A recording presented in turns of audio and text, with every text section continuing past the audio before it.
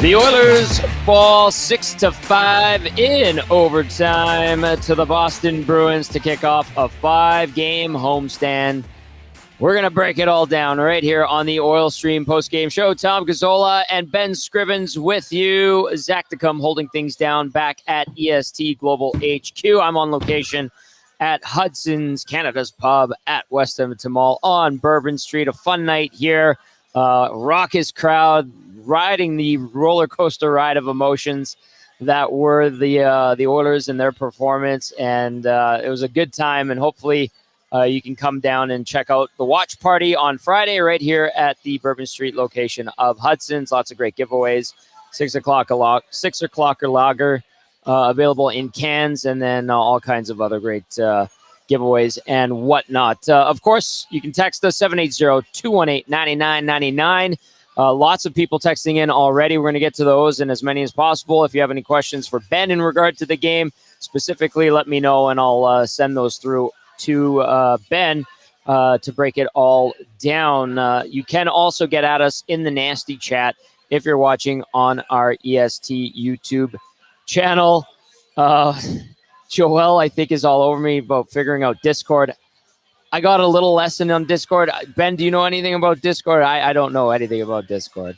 No, I mean, does it? From everything I've heard, there's some unfavorable media that's come about of it. But I don't know. I think there's a lot of like day trading advice and those sorts of things. I don't know. It's like a chat room, right? But modern day. You know, for us old guys, we are old. It's a forum board, but up to date and probably not for us. Okay, maybe I'll just be like, I'll just spy in on it every now and then, but I don't know. Joel, relax. I'll take a look at it. Let's go. We'll probably get ripped apart because we're both talking stuff we just don't know. But shut up, old guys. Their music's just noise. Exactly. All right, 6-5, the Oilers fall in OT to the Bruins. Let's go through the scoring summary, and then we're going to get Ben's take, and we'll get to some texts, some questions, and concerns, and all that good stuff. Morgan Geekie opened up the scoring, 2:34 in on the power play, so the Oilers PK gives up another one. Geekie's 10th from Lorai and Coyle, 1-zip Bruins, but at 11:40, Warren Fogle getting the bump up to the top line, with Ryan Nugent-Hopkins out of commission due to illness. Fogel's got his 12th. The assist going to Connor McDavid, 1-1 after 1. This is where things went south for the Oilers. We talked about it with Ben on the pregame show. Lulls, these second period lapses that have been plaguing the Oilers of late. Well, we saw it again, and it started pretty quickly in that second frame. It was Brad Marchand, his 26th of the year, 25 seconds in from Heinen and Lorai. To make it 2-1. Then Trent Frederick would add to the lead to make it 3-1 Boston, his 16th from Boqvist and McAvoy at 14:40. Then Jake DeBrusk would make it 4-1 for the Bruins on a rebound, his 13th goal of the season from Pasternak and Witherspoon. But before the period was up, Warren Fogle with the response at 15:27, second of the night, 13th of the year from Hyman and Kulak, 4-2 Boston going into the final frame. And that's where the Oilers made it interesting, and they've been really good in the third periods because they've had to be lately, especially Matthias Janmark. He's got goals in back-to-back games. This time he actually shot one into the net, his third of the year from Cody Ceci. That goal coming at 6:14. Then Corey Perry would add to the Oilers' totals to tie it at 4, his 7th of the year from Darnell Nurse and Cody Ceci. Ceci, the multi-point night. The goal coming at 7:24. We're even up. However, just 5 minutes later, it would be David Pasternak, his 36th goal of the season, having a monster year from Lorai, who had a big night. Another assist for him. 5-4 Bruins, but the Oilers respond right after that. Zach Hyman, 34th goal of the season from Ekholm and McDavid. This game needed overtime, and we knew it was going to be an exciting one and a fun one to watch, and it lived up to the billing. In OT, the Oilers had a power play. In OT, they could not convert on that power play, and then they got to scrambling, and then there was McLeod and Nurse and Kane out there, and McLeod tried to hit Kane for an outlet pass, bank it off the wall. I don't know if Kane was looking. He clearly didn't get it. Goes all the way down the ice. Icing. Oilers lose a draw. They're tired. They're scrambling. Charlie McAvoy takes the puck, dipsies, and he doodles, and he gets past a couple of guys, a sprawling Evander Kane, and then tucks it past Stuart Skinner to give the Bruins the 6-5 win. Shots on goal, 44-35 in favor of the Oilers. Faceoffs, 53.5% to 46.5% in favor of the Bruins. The PK goes 1 for 2 tonight. The power play, 0 for 3. We're going to talk about that right away with Ben. Penalties, hits, 23 for the Oil, 30 for the Bruins. Block shots, 24 for Boston to Edmonton's 9. Giveaways, officially, according to the off-ice officials, 16 for the Oilers, 14 for the Bruins, and then both teams with 10 takeaways, and they just updated the McAvoy goal, giving DeBrusk and Pavel Zacha assists on that one. All right, let's just go to overall takeaways, Ben, from what you saw from the Oilers tonight. I mean, the second period, the lull, it happened again. They dig that hole, but then they totally redeemed themselves in the third. Concerning, not how do you look at it? You were talking about trends, and it's not too big of a sample size, but overall picture for you tonight when you look at the Oilers game and how things ended up. Yeah, I mean, it's exciting hockey. What's not to love, right? Isn't that why we watch the games, is to be on the edge of our seat? Don't ask that, because there's going to be a lot of responses. What's not to love from Oilers fans? I'm just warning you, as you know. I know, I hear you, but obviously tongue in cheek there. But we like exciting games. It's it's not a lot of fun to watch 5-0 drubbings all the time. The Oilers. It's a tough one, right? Like, I thought Marchand's goal against Skinner was. It's not the greatest one. It's short side, right? Short side on a break down the wall kind of thing. I looked a couple times to see if it wobbled, if it rolled, because he kind of had a weird reaction to it. So it looked almost like the release was weird. But in all honesty, I thought Skinner played, as far as goals against, I thought the goals against Skinner were far better quality than the goals against Swayman. Swayman was really battling with his rebound control, giving up some, Perry's tire, Hyman's tire, Janmark with the swivel through, kind of just a point shot right through him. So really, the Oilers, I thought, got the better goaltending in the game. As you mentioned, the power play in overtime. If you don't score on those, you are begging for trouble. You have that extended power play time in overtime, winner takes all, and it just didn't happen for him, and you leave that door open for bounces or tired play and tired minds to make some decisions. Ben, in an overtime situation like that, when the team has the power play, if you're the goalie standing back there going, boy, I hope these guys end it for us right away, do you almost feel a sense of impending doom when that goal doesn't happen and you know that the momentum might swing back the other way? Is that a natural instinct for a goalie? Would you have kind of had that mentality, or were you more made of steel mentally back then?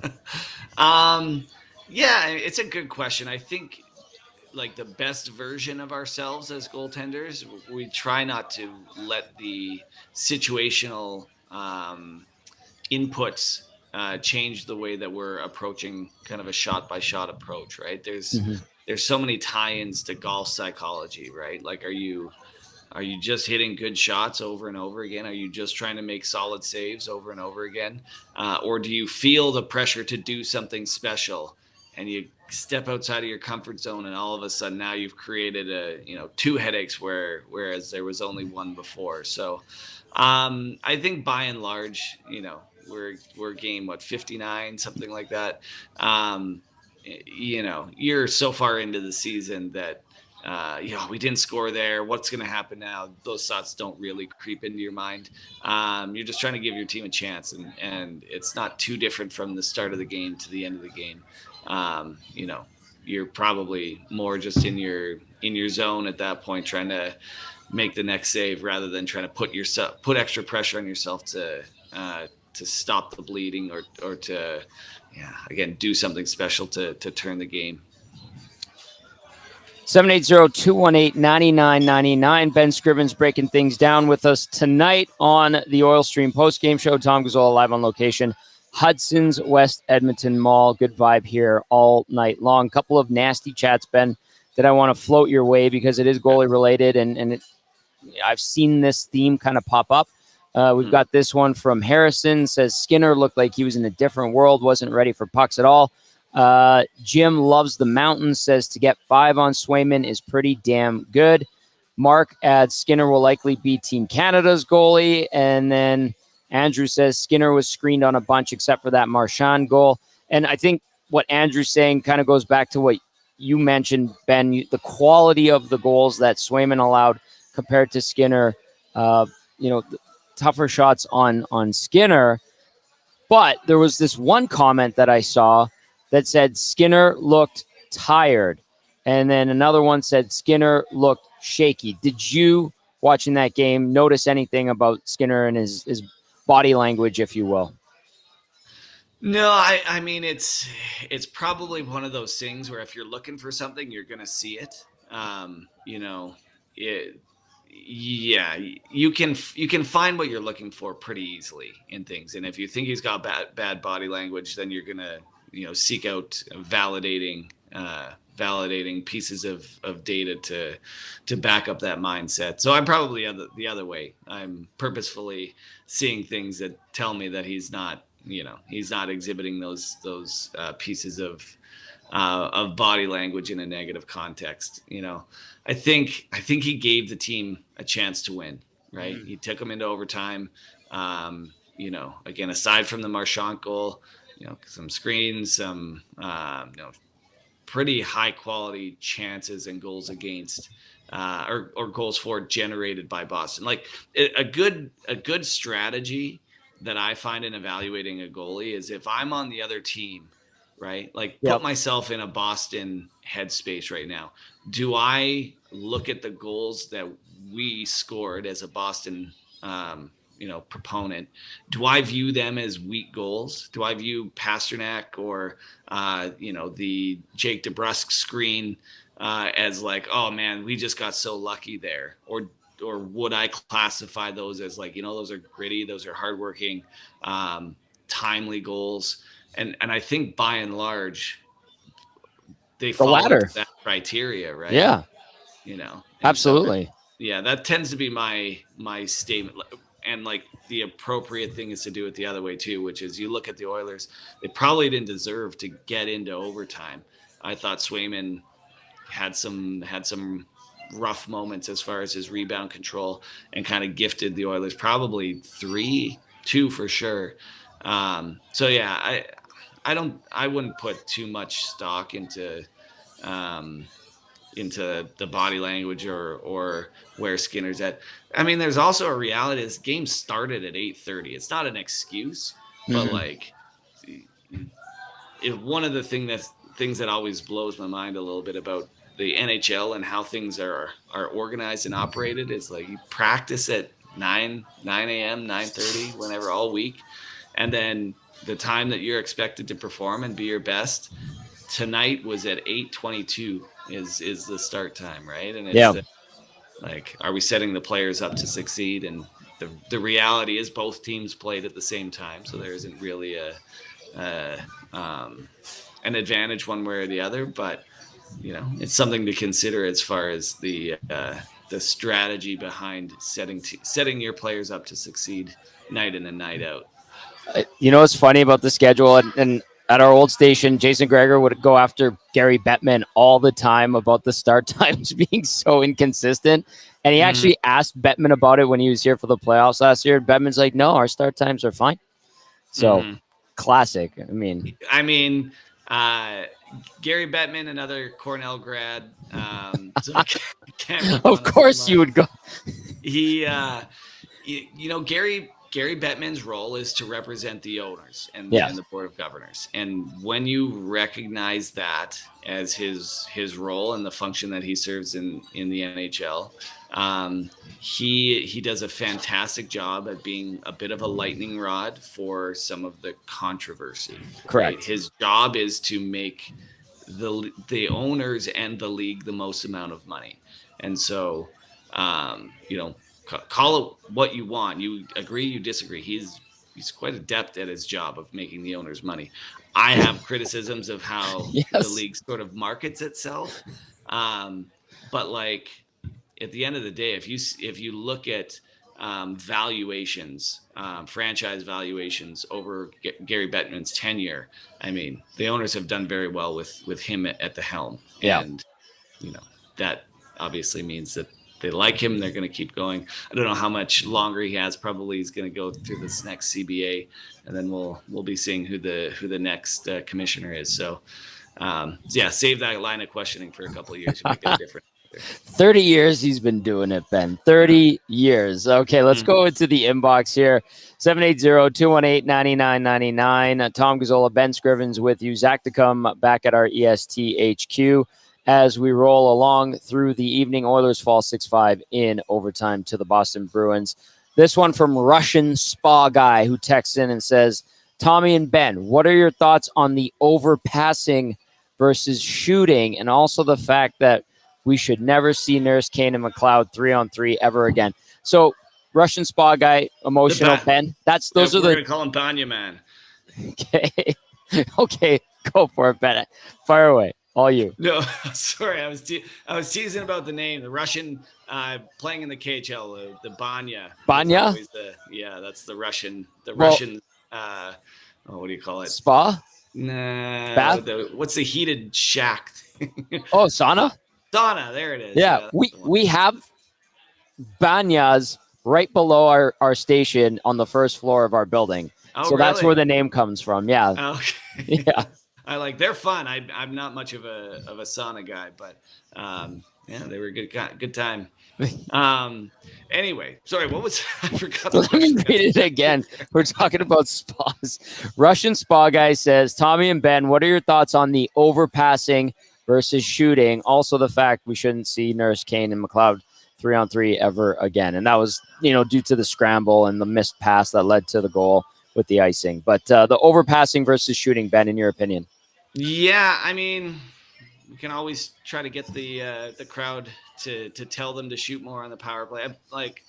It's an interesting takeaway when you look at the shot totals and the shot. I mean, the shot totals. What was it? High 30s, low 40s for Edmonton. Yep. Plus another. What was the stat? You said 18 block shots for Boston. 42 shots on net for Edmonton to 35 against, and then 24 block shots for the Bruins to Edmonton's 9. So they peppered 66 shots towards the Bruins goal. The eye test might be failing us a little bit. I mean, I understand there's always opportunity to, it's easier to find the negative when it doesn't work out, but like they're generating shots. They're generating chances. If there is anything I trust in this Oilers group, it is their offensive decision making. Mm-hmm. So I don't know. I think that I'm trying to say it as nicely as possible that I don't think that that's a real problem. Overpassing. Ben, we have a couple people texting in saying, why didn't they take a timeout after the icing? Did they, am I remembering this correctly? Did they not nullify the timeout after icing, or have they kept that in there? That's a great question for somebody to research for us and figure out. I didn't. Anyway. Yeah, I mean, if you told me that confidently, I would believe you outright. It sounds like a rule change they would have made. I mean, they're trying to avoid as many shootout finals. I mean, some fans like them, some fans hate them, but they would prefer for these games to end in overtime. So it would be probably an easy and a wise rule change to make. So that could be it. But truthfully, I'm a bad fan. That rule wasn't in place when I played, so I'm not too sure about it. I feel like a San Francisco 49er right now. I have no idea what the rules in overtime are. At least you're not a player currently that's admitting it. Like you've retired, so you can say it now, and people are like, oh, okay, fine. He hasn't played in a little while. Not a big deal. All right. I'll ask you this one to wrap things up with you, Ben. If you're the Oilers, you come back in the third period there. You get some momentum. You have an opportunity to win that game against a really good Bruins team that has had its struggles of late. That's fair. But you do manage to get the 1 point. Do you look at this positively, the result going into Friday against Minnesota, or is it more heartbreak and frustration? How do you think this group's looking at it? How do you think they approach Friday? I think this is some of that regression to the mean. I think you take this positively. Boston is a good team. Whether they're struggling or not, they're still a good team. And you put up 5. What you have historically relied on is your power play was fairly non-existent. We had talked about depth scoring, who's going to support the big guys tonight. And with Nuge out, Draisaitl, I don't think had a point. So you really have a lot of positives to take away from kind of the rest of the group, certainly offensively. I think it's probably going to be a continued storyline of kind of taking the foot off the gas in the second period. But I don't know. I think every time a team plays that badly, you question about how well the other team is playing, right? Like it always bugged me about, doing interviews after, like, you guys just didn't want it badly enough. It's like, you're playing other NHL players that are trying to win as badly as you are, right? Yeah. Sometimes it just isn't, the harder you work, the less productive you become. But I mean, you heard Knobloch talk before the game about the details of the game, and I think that's probably what you're seeing a little bit. And you're running into a pretty sound, cohesive group in the Boston Bruins, and you get a point, and you take that and move on. You're 1 point closer to making the playoffs. Yeah, looking at the positives for sure, and we'll see what they do against the Minnesota Wild on Friday night. Hey, Ben, thanks for filling in for Matty Cassian, and we'll probably see you again at some point if you're up for it to be our analyst. Totally Absolutely. Up to you, my friend. Thanks for having me. I appreciate that. I'll try to be a little bit more negative next time. Sorry. That's more like it. Yes, they'll appreciate that a hell of a lot more. I'm kidding. Yeah. Thanks, Ben. Appreciate it, man. Thanks for having me. Appreciate it. That is Ben Scrivens, our game analyst for tonight, filling in for Matt Cassian admirably. Giving us an interesting perspective on what happened tonight on the ice, and he was great on the pregame show as well. So a lot of people giving Ben a shout out, especially after the pregame show, liking what he had to say, his breakdown, his analysis, and we really, really appreciate Ben hopping on the Oil Stream Postgame Show tonight. All right, we are going to go inside the Oilers locker room right away. I do want to get to some texts. We do have a ton coming in, lots going on in the nasty chat. A lot of people a little bit frustrated. A lot of people didn't like that last shift from Kane, McLeod, and Nurse, and they don't want to see those guys together in overtime. I get it. You had the momentum. Things were looking good, but Ben made a really good point. They didn't score on the man advantage at the end of the third and in OT, and that is where you could have had them, and it didn't happen. Pass mentality versus shot mentality. Ben talked about that as well. Too cute. They've been too cute on the power play, and that's something that has hampered it, but it's a top 5 power play in the NHL. Game came into tonight 4th in the National Hockey League overall. And 0 for 3, the Oilers power play goes tonight. 1 for 2 is the PK's result, and the ultimate result is a 6-5 overtime loss. Let's go to some text here. All right, Mac from Okotoks says, you have to win the game scoring 5 goals, especially against Boston. I have nothing nice to say, so I won't say much. I will say this team needs to find an identity. They all talk about their standard. What is it? It wavers, Matt. It wavers, Matt from Okotoks. And right now, their identity is they play a good first and a good third. And then the second period, as of late, is a crapshoot, and mostly crap because it hasn't been going well. But they dig themselves out of those holes.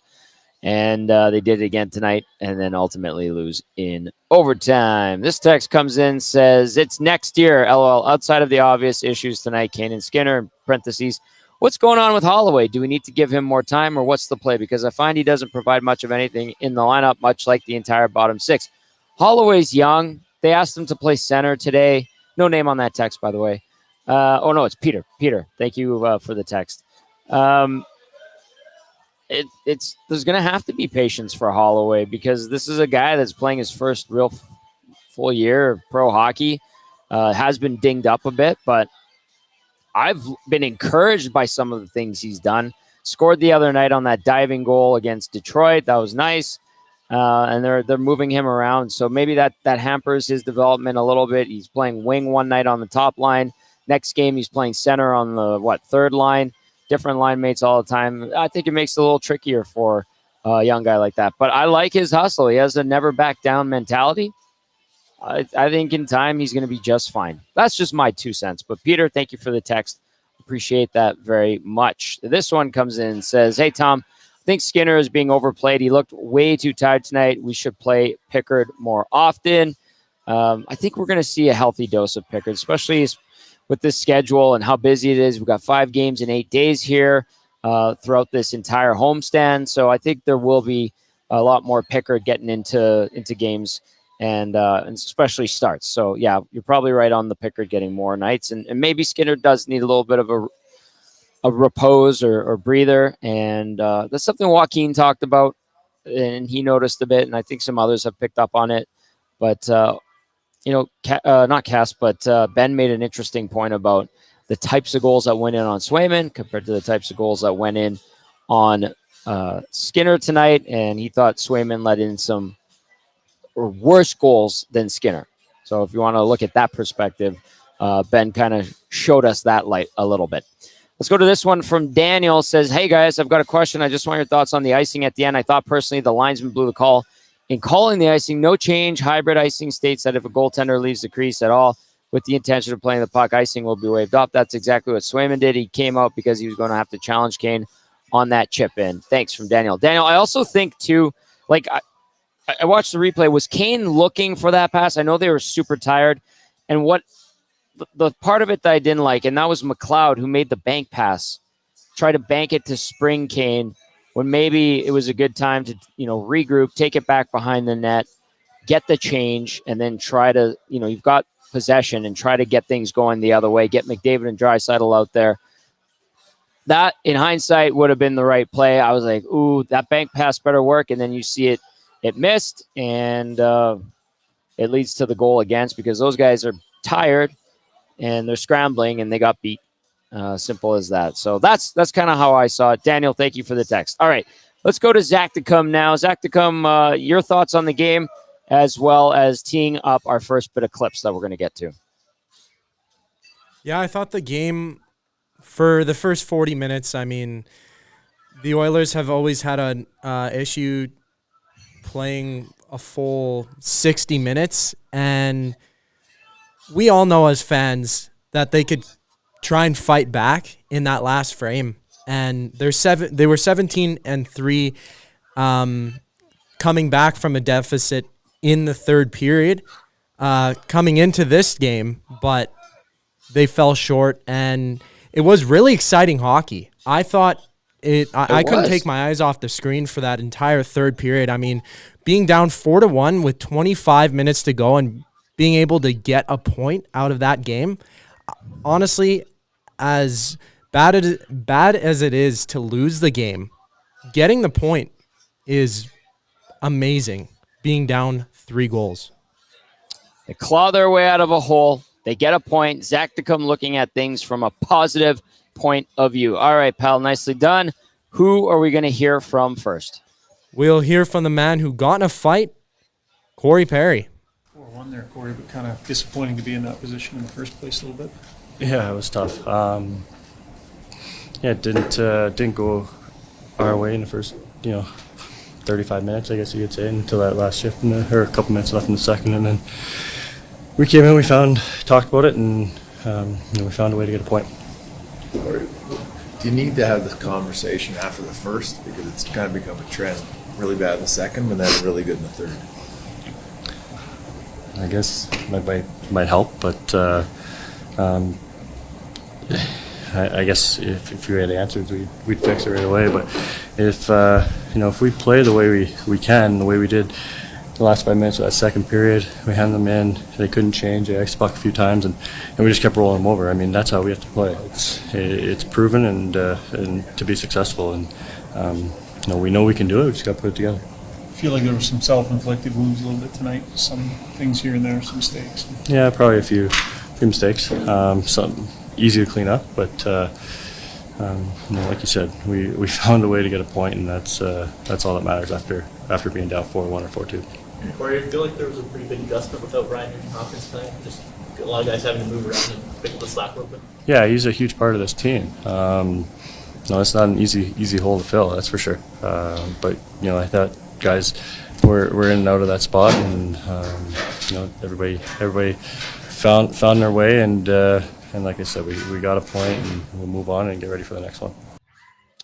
All right, so Corey Perry there asked about those second periods, doesn't really have an answer, but then does point to how good they came out in the third and started to find some momentum, create, and force the hand of the Bruins, and it did lead to the equalizer, and then the Bruins took the lead again, and then the Oilers respond right after. So, I don't know, maybe tell the team that you're going into the third period when really they're going into the second period. That's a joke, but whatever that mentality is in the third period, and lately they're in deficits, find a way to get that urgency into the second period, because right now it is no bueno. The Oilers coughing up a few goals, 3 of them in that second period, and then coming back with 3 of their own in the third. Do get that point. Good to note. It is a point. It is a loser point, but it counts, and they'll take it and move on. Perry tonight, by the way, looking at his stat line, and he had the goal, he had the fight, he was -1, and he also had 3 shots and 2 hits in 11:42 time on ice. Okay, Zach to come. Where to next, pal? We'll head over to the man, Zach Hyman. Maybe in a game you weren't thrilled to be down in the way you were. Yeah, I think you grab bits and pieces. Right? I think you're happy with the way that you battled back. 4-1 against a really good team, to be able to come back twice and earn a point, I think is it says a lot about our team when we face adversity. At the same time, you don't want to put yourself in that position, right? I think we have to learn. Since we've been back, I think we put ourselves in this position too often, and we have to learn to play consistently throughout the whole game again. It's like you have a power play to start overtime for 3, as you mentioned, battling all the way back. Real good opportunity there, just unable to cash. What did you see about the power play? Yeah, just I thought we had looks. Obviously, just missed the net by a little bit, a couple times. I think we made a couple good saves on Leon on the one-timer, and you just got to get looks, and we had looks. It just didn't go in. Corey Perry, goal in the fight again. That's, I think, twice already this year. Can you just talk about how he's kind of maybe added a little bit of, knowing when to try to stir things up to get the team going? Yeah, I think, the greatest compliment you can give somebody is he's just a winner, right? I think he knows how to win. He knows what it takes. He's been in the league a long time. He's been to the finals. I don't know how many times he's won a cup. Like, he's a guy who has done it before and can drag people into the fight. If it's 4-1 or 3-1. I can't remember what the score was at the time, but, he gets into a fight, and obviously we get some life in the third. He gets a huge goal. Those are the goals that are scored in the playoffs. A tip, follows it up, rebound goal.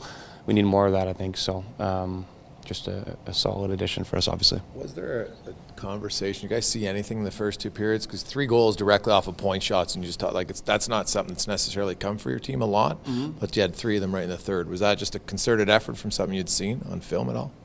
I think it's just a concerted effort to get to the net. I think that's.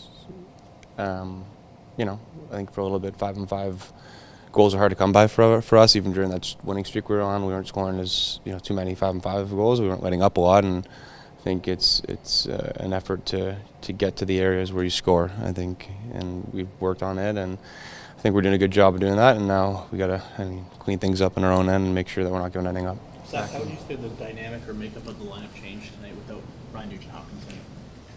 Well, Nuge is an unbelievable player and a huge part of the team. He plays in every facet of the game, and he's the first guy over the boards in the PK. He's on the first unit. Plays a ton 5-on-5, so can't replace a guy like that. So just a huge part of the team, and obviously we missed him. Can you talk to how Fogle played tonight, though, to this spot? Yeah, I think Scoring 2 goals. Fogey played awesome. I think he's a guy who, when he gets an opportunity to, move up in the lineup, he makes the most of it. Obviously, right? I think he's someone who's fun to play with. He works so hard. He drives the net. He makes plays. So I think he's pretty underrated, in my opinion. I think he is a phenomenal player, and I think he can create offense at 5-on-5, and that's really hard to do in this league. So, he's a great player for us. All right, there is Zach Hyman. Had himself a pretty good night overall. A goal, an assist, +3, 5 shots, 1 hit, 22-22 time on ice.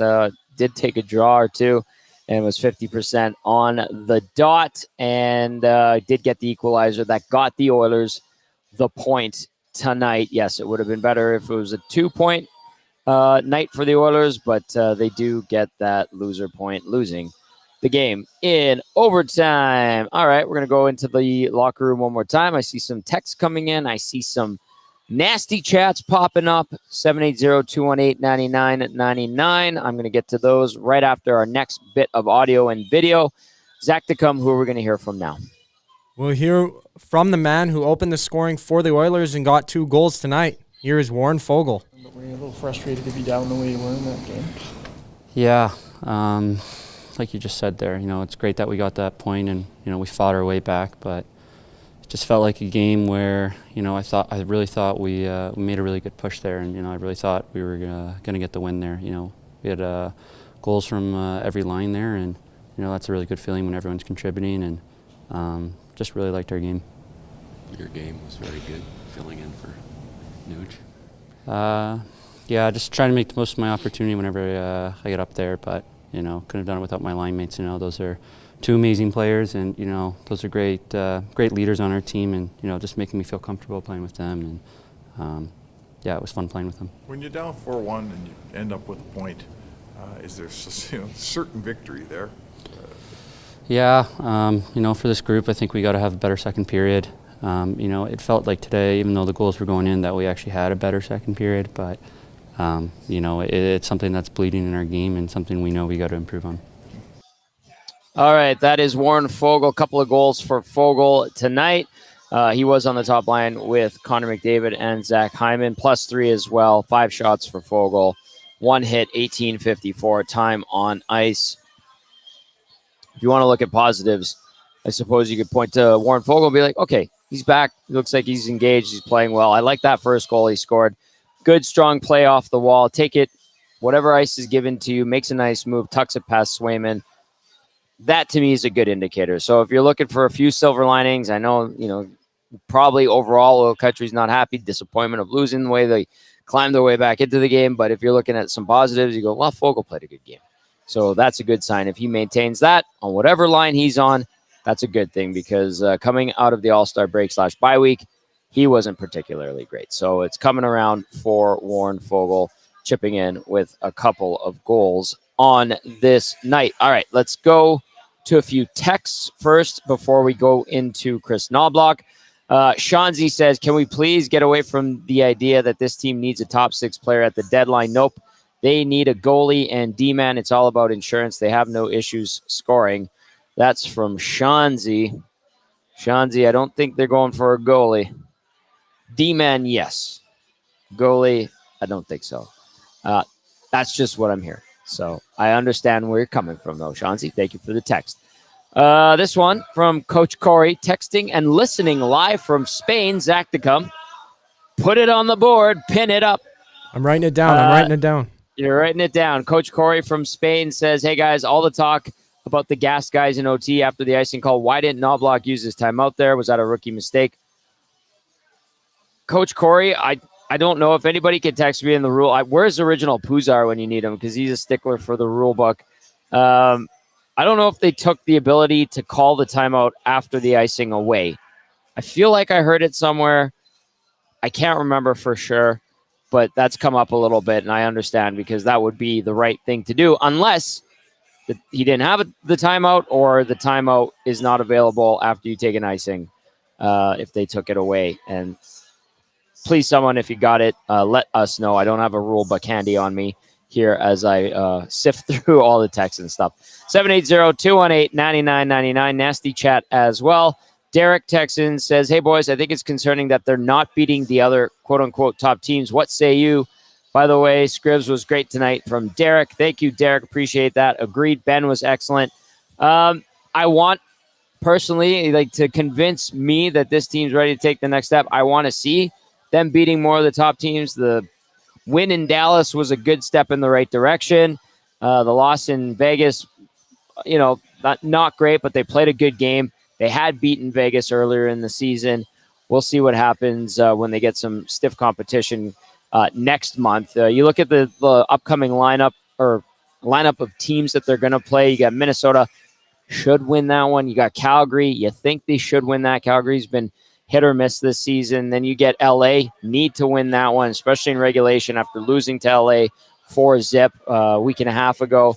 And then you wrap up with St. Louis. And if you look at that St. Louis game last week, that was a dog, man. Not good at all, and they're going to need to atone for that. Then you get into March, and then things start to get really, really tough as it's not an easy schedule.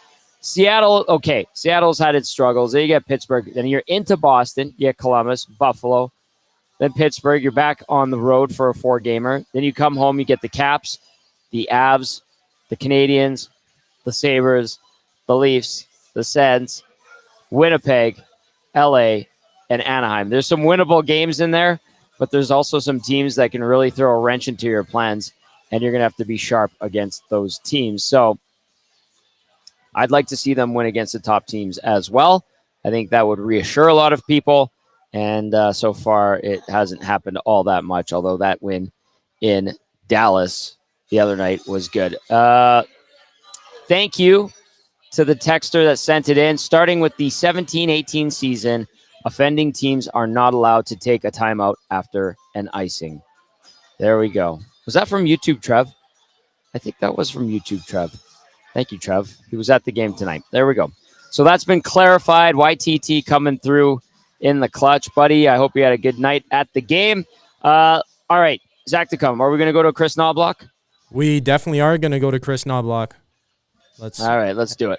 Let's head back to the Oilers locker room then. There was a lot that happened in that game, so maybe just can you start by giving us your overall thoughts on how you played and how that went down? I think we're slow, flat in the first period. I think our game got better as the game went on. Third period, I thought we played with a lot of desperation, a lot of urgency. The offensive zone, I think it started with probably the last 5-7 minutes in the second period, and I just carried on in the third period where, we had a lot of zone time. We were able to get a lot of shots, recovered those, and then we're able to just get secondary opportunities there. Did you feel like some of the wounds were a little bit self-inflicted, maybe just some tough decisions, be icings in OT and those things?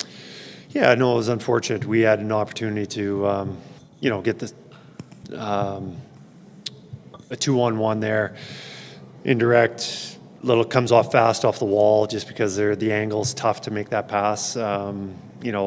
Just little details like that, unfortunate. And then it leads to us being tired, having to defend, and anytime you have possession of the puck in 3-on-3, just huge advantage. You never know what's going to happen. Chris, you look at the amount of goals against. How much of that is a combination, like team defense? Stewart obviously would have wanted probably the one back for sure. What do you make of the goals against lately for your team? Well, I think 5-on-5, our goals against has been probably just right on par up until tonight. Tonight, obviously, a little more, but the rest of them since the break, 5-on-5 has been good. It's the penalty kill has been leaking, and we need to shore that up. Tonight was one, but since the break, our 5-on-5 defensive play, I don't think we've given up very much for goals. 3 goals directly off of point shots tonight. Guys going to the net. Zach Hyman talked about how even during the winning streak, 5-on-5 wasn't easy for you to produce offense. Is that something you discussed more? Because you did 3 in the third period alone, and that really necessarily hasn't been a calling card from your team. Just get pucks on net and get rebounds. Yeah, we want to play faster, simple, and the way to do that is just, do you have to fire some pucks from the point. And ultimately, those aren't usually going in, but it's usually the secondary opportunities. You're breaking them down, and whether it's a loose puck in front of the net, or maybe it's just something that we recover from the corner, they have to get in position. They're not set. That's where you're going to break them down and take advantage of them being out of position. So I liked it. We played a lot faster, a little more direct, and like to do that right from the start. Chris, Ryan Nugent-Hopkins touches a lot of parts of the game. As a coach, can you explain your thought process of trying to kind of fill all those holes that he touches normally without him tonight? Well, one of it is, running mate left wing with McDavid has been very strong, and Fogel's been playing really well, and we thought he could handle it, but Fogel was outstanding tonight. He definitely stepped up and did that. Penalty kill, they're very difficult. He's usually the first guy over the board. That and power play, what he does there with his calmness, making plays. But it's an opportunity for somebody else to step up, and an opportunity for Fogel tonight.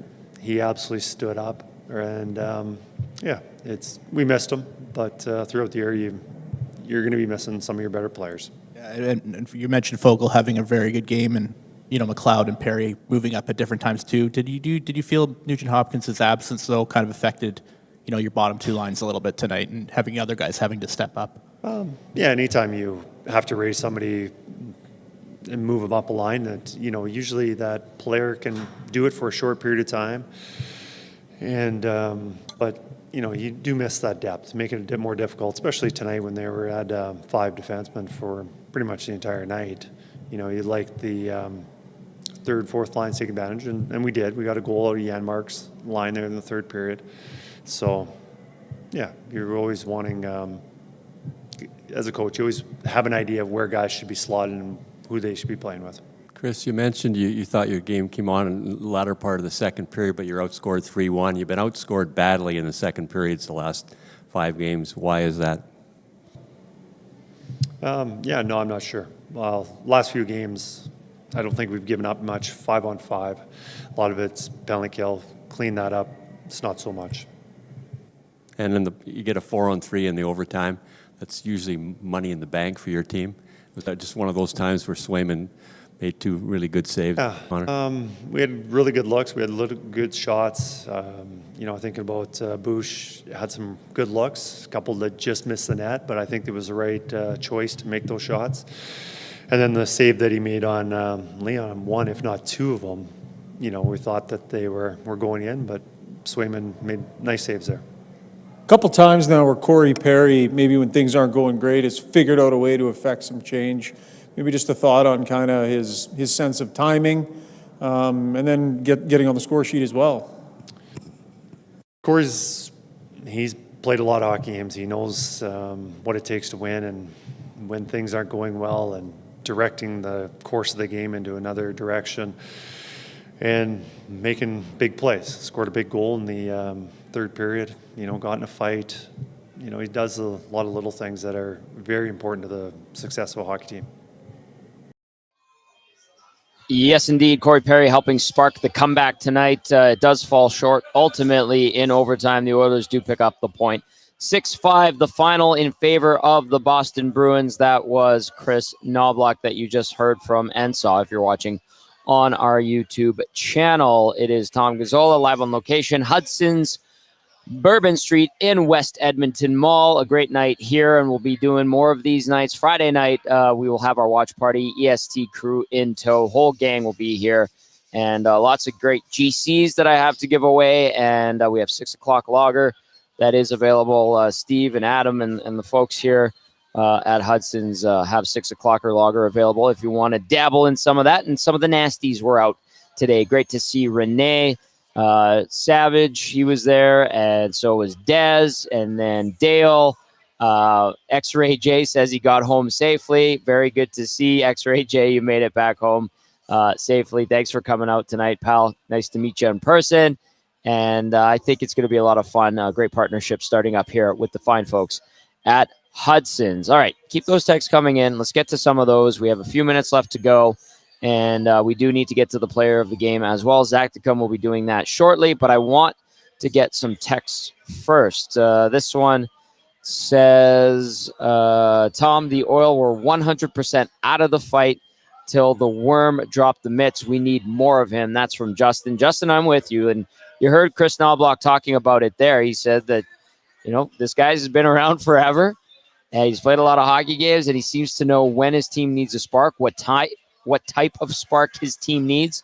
And he goes out there and he does it, gets into the fight today, and then also chips in with a goal, a huge one. And the Oilers all of a sudden have a bunch of momentum in life and an opportunity to win the game, which they obviously squandered on the power play. And then a couple of mistakes that led to the goal in overtime by Charlie McAvoy. I want to get to this one from Hampton Steve. Hampton Steve says, Tommy Kane's defensive performance tonight was atrocious. There was the play on the pasta goal in the third. He also had a chance to negate the icing in OT, but decided to not hustle, go for a change instead. And on that play, ran into McLeod, then flailed on the ice as McAvoy walked around him. He wasn't the only Oiler that struggled tonight, but Kane's performance was the most disappointing. Hampton Steve adds, I'd also strongly consider playing Pickard in both games this weekend. Give Skinner plenty of time off before the big game against LA on Monday. And then, we were talking about the icing rule. You can't call a timeout. Thank you, Steve, for clarifying on that. KMJ says, Tommy, where was the timeout on the icing? That's from Mad Cat J. As Hampton Steve was saying, and then YouTube Trev texted in that they made the rule change that after an icing, you cannot call a timeout anymore. Juan says, great having Ben Scrivens on tonight. Different perspective. And also Juan says, Perry is what Kane was supposed to be.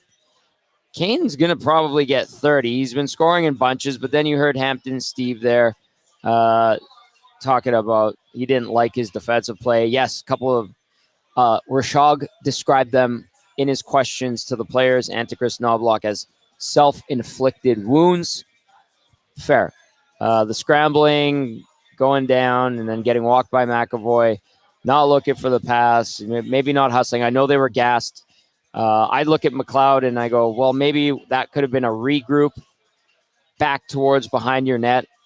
You probably have a Bruins forechecker on you because they know you're tired after taking that icing, but maybe maintain possession instead of try to go for the quick outlet to a guy who's tired. So a couple of things that led to that goal against, and self-inflicted wounds is I think, appropriate way to describe it. Norman at Combine says, sorry, boys, loss on Skinner. 2 really bad goals tonight. Have a good night. See you on Friday. Norman at Combine, understandable.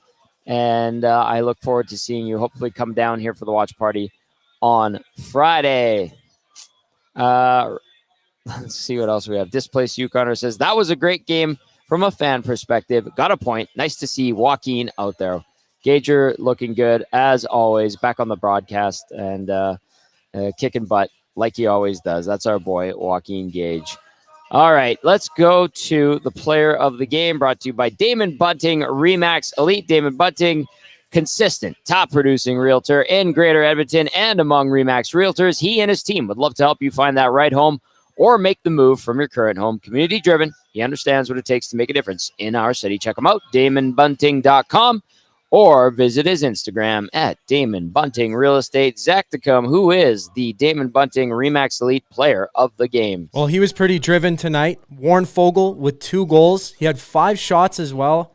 Almost played 19 minutes, and he was the reason the Oilers scored. I mean, he was there for the entire game. He played a very strong game and was a highlight of the Oilers team tonight, and that's why I give him the Damon Bunting player of the game.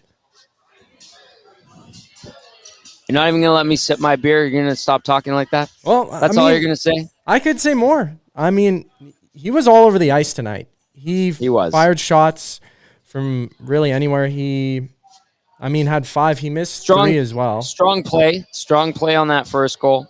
Oh, yeah. A couple of nice garbage goals. 1 garbage goal. The other one was a nice. I liked the move. I thought that was solid. A confident type of play from Foegele on that first goal. So I think that is a more than worthy candidate for the Damon Bunting RE/MAX Elite player of the game. Nicely done, Zach Tecum. Thank you very much. I was just giving you the gears. All right, let's take a quick look at out-of-town scores, and we'll wind things down with a few more texts. Send those in if you got any final thoughts, 780-218-9999. And then Nasty Chat, I see you guys are talking amongst yourselves. If I see something there, or if Zach comes see something there, he will pluck it out of there. I saw Mike Smith say, Tommy, what do you think, or what was the number one thing you would want the Oilers to get at the deadline? I'm really like, hey, if they can go get a top 6 forward and it bumps guys down, and all of a sudden your top 9 looks even more solid, or you feel more confident in the bottom 6, I think that's great. I think they're going to try to do that. Fantastic. I look at the blue line and I go, you have 6 guys, knock on wood, who are healthy. And then you look at the farm system and you go, well, yeah, Broberg's there, but listen, Broberg's sliding in and just picking up and playing like he is in the AHL. I don't think that's going to happen. He has not done it ever at the NHL level. And he's had some small spurts, but no consistency. So I personally, if someone were to suggest to me, just get Broberg up here, I would not have a lot of faith in him sliding right in and just taking off. Could I be proven wrong? 100%. And I fully recognize that. I just don't like the chances of that happening. That's why I said to Mike Smith in the Nasty Chat, I'd like to see them go out there and get a really solid D-man, a veteran guy who's been around. Maybe you don't play him every game. Maybe you do play him maybe he bumps someone out.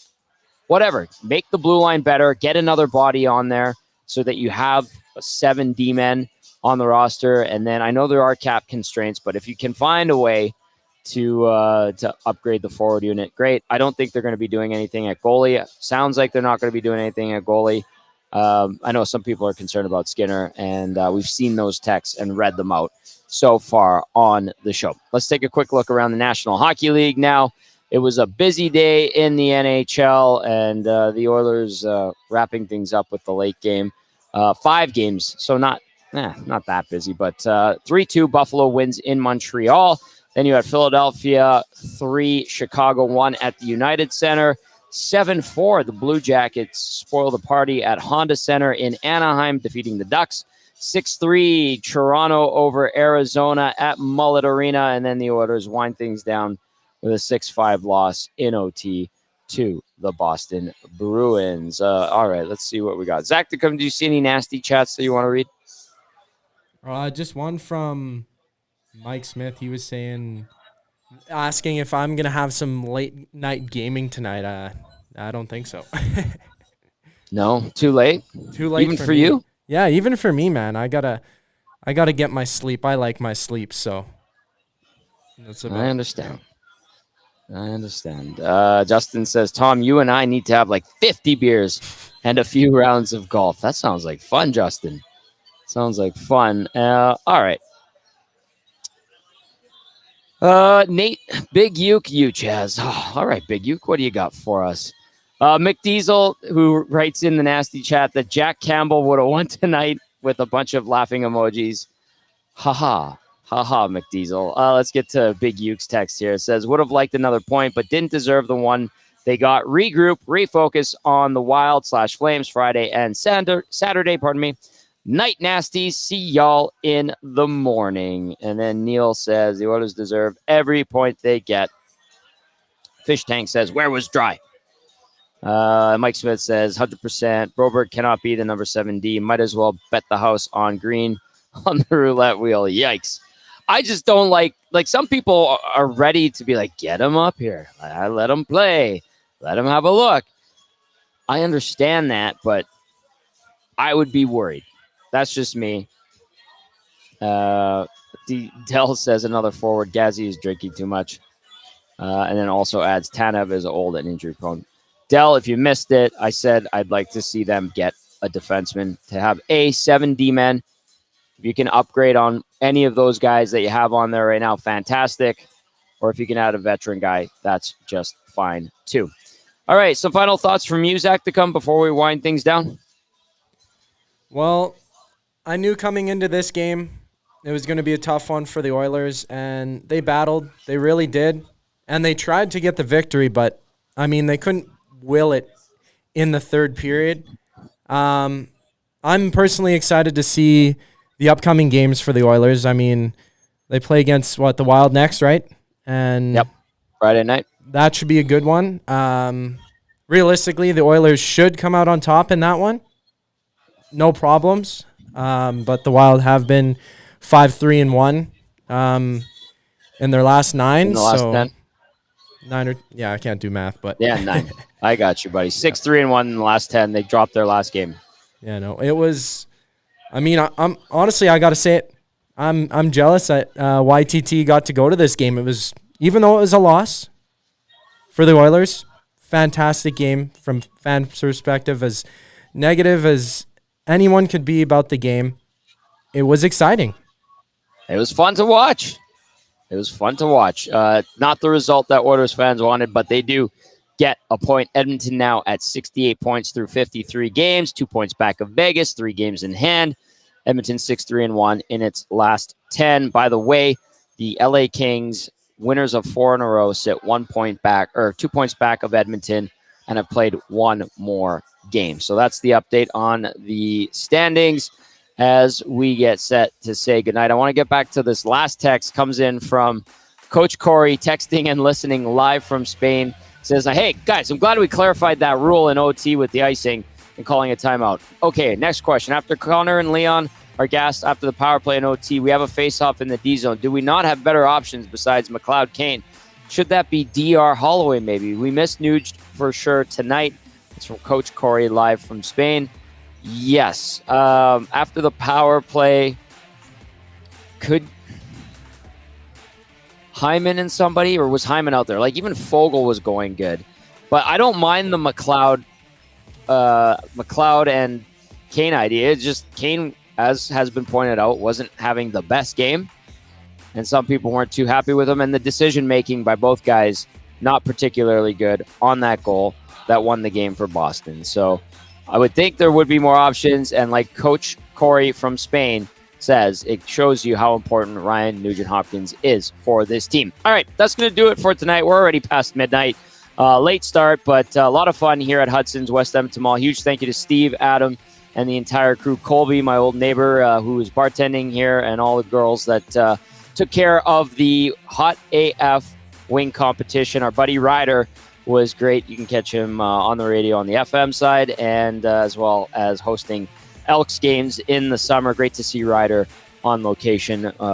Lots of good chirps from him. So we're going to be back here Friday night. It's an EST watch party. The whole crew will be here as the Oilers take on the Minnesota Wild. For YouTube, or not YouTube Trev, although YouTube Trev is watching. For Zach to come, for Ben Scrivens, I'm Tom Gazzola saying thanks for watching. Thanks for listening. Have yourselves a great night. We'll talk to you tomorrow. Ciao, ciao.